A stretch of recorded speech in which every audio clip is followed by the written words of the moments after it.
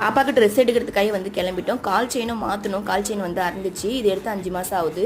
சரி வேறு எடுத்து கொடுத்துடலாம். என்னதான் இருந்தாலும் பாப்பாவுக்கு பிறந்த நாளாச்சேன்னு சொல்லி நம்மளால் முடிஞ்சதை செய்வோம்னு சொல்லிட்டு எடுக்கிறதுக்கு வந்து கிளம்பிட்டோம். ஏதோ ஒரு 2 ட்ரெஸ் வந்து எடுத்துக்கலாம்னு சொல்லிட்டு கிளம்பியாச்சு. ரொம்பவே வெயிலாக இருக்குது. ஆனால் பாப்பா பர்த்டே அன்றைக்கி நல்ல மழை பெஞ்சிச்சு.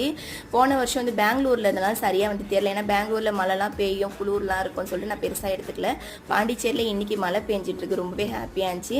பாப்பாவுக்கு ஃபைனலாக வந்து ஒரு கோல்ஸ் மட்டும் செலக்ட் பண்ணியிருப்போம். பழைய கோல்ஸாக எடுத்துகிட்டு பழைய கோல்ஸை கொடுத்துட்டு ஒரு 1000 ரூபாய் வந்து கொடுத்து எடுத்திருப்போம். நிறைய கோல்ஸ் பார்த்தேன். நான் கையில் வச்சிருக்க டிசைன் நல்லா இருந்துச்சு. ஆனால் அது பெரிய சைஸாக இருந்ததுனால அது எடுக்கல. இந்த கோல்ஸ் தான் வந்து எடுத்தோம். காலுக்கு செட் ஆயிடுச்சு. காலில் அப்பயே வந்து முடுக்கி விட்டுட்டாங்க. இன்னொரு 4 மாதம் 5 மாதம் கழிச்சு வேற ஒரு கோல்ஸ் எடுக்க வந்து கூட்டிட்டு வந்துடுவோம். பாருங்க ட்ரெஸ் வந்து எடுத்தேன். இந்த ஸ்கெட் வந்து நல்லா இருந்துச்சு. சிம்பிளாக வந்து ஒரு 2 ட்ரெஸ் வந்து எடுத்திருப்போம்.